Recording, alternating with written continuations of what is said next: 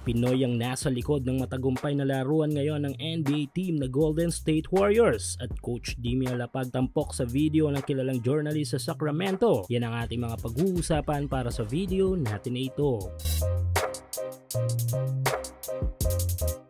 So mainit ang laban ngayon sa pinakamalaking liga ng basketball sa mundo na NBA. Lalo na ngayon at palapit na tayo sa playoffs ng tournament. I'm sure kanya-kanya ng ipon ng ilang mga kababayan natin dyan upang masuportahan nila ang kanilang paboritong NBA team sa playoffs. Na may alam nyo na, todo kasama pamato, ika nga nila. Pero ito ang isa sa mga most favorite team sa Pilipinas na Golden State Warriors ay nasa magandang standing ngayon patungo sa playoffs. At masasabi din nating matinding contender para sa finals. Though nabawasan ay hindi naman ganong nawala ang kalakasan ng Dub Nation. In reality, kahit pa nga nawala ang isang parte ng The Splash Brothers ay nananatili pa rin ang init sa opensiba ng natirang parte nito sa Warriors na si Steph Curry. Every game ay nagpapakita pa rin si Curry ng mataas na ambag sa opensa ng Dub Nation at patuloy ang paggangat pa rin ng shooting nito. Pero maganda nga dito sa Golden State Warriors, though may nawala ay may pumalit at may mga bagong mahusay na mga malalaro silang idinidevelop at nakakapagbigay ng malaking tulong sa mismong game. Si Jimmy Butler nga ang nagsilbing kapalitan ni Klay Thompson sa Golden State na masasabi nating ayos na ayos dahil superstar caliber naman itong si Jimmy. At buhat ng lumaro ito sa Dub Nation ay mas tumaas pa ang mga tsansa ng team sa maraming panalo this tournament. Kumbaga kung ang Lakers ay nahanap na ang missing piece sa pagkatao ni Luka Doncic, ito namang Golden State ay nahanap na din ang kanilang missing piece sa paglalaro sa kanila ni Jimmy Buckets. Pero tila hindi nga lang kay Steph Curry,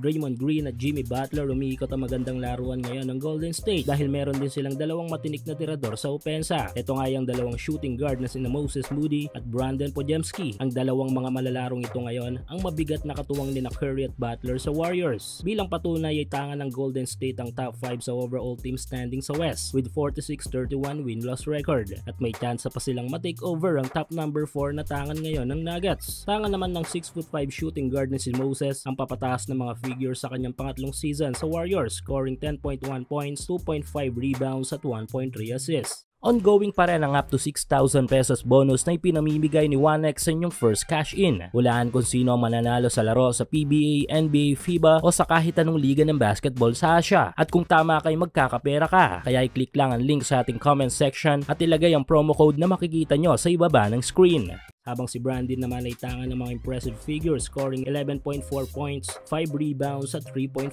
assists. Pero alam nyo ba na Pinoy ang nasa likod ng magandang development ng dalawang player na mga ito ng Warriors? Yes, ito nga yung Filipino-USA Certified Licensed Coach na si Jefferson Codera o mas kilala sa tawag na Coach Jeff. Matagal na nga under ng NBA team na Golden State Warriors si Coach Jeff bilang isang developmental skill trainer at naging bahagi na din ito ng ilang kampyonato ng franchise. Ang maganda nga dito kay Coach Jeff as a Filipino, lahat ng mga tinuturo at natututunan din niya as a skill coach sa Amerika ay binabahagi niya ito sa ating mga young Pinoy players. Ilan lang sa mga naturuan ng mga young players sa bansa ni Coach Jeff ay si Carl Tamayo na successful na ngayon ang laruan sa Korea at future Gilas star natin sa mga darating na mga taon. At sa magandang itinatakbo ngayon ng karera ng Golden State sa 2025 NBA season ay bahagi pa rin dito ang pure-blooded Filipino coach. Samantala Pinoy coach pa rin sa NBA. Sacramento Kings developmental coach Jimmy Alapag tampok sa video ng kilalang journalist sa Sacramento. Yes, hindi man nakatungtong sa NBA as a player ay na-fulfill naman ni Gilas legend Jimmy Alapag ang kanyang NBA dream as a coach. Makukonsiderang matagumpay ang karir ngayon ni Coach Jimmy sa NBA. Mula sa pagiging assistant coach ng G-League team ng Kings ay na-promote ito bilang assistant coach ng Sacramento. At ngayon nga sa hindi pa masasabing pagkakataon ay may malaking tsansa na one day ay baka ma-take over pa ni Coach Jimmy ang head coach position sa NBA. Sa ngayon ay palag-palag ang Kings sa West para sa playoffs with 37-40 win-loss record na may malaking tsansang maagaw pa ang pang-siyam na posisyon sa koponan ng Dallas Mavericks.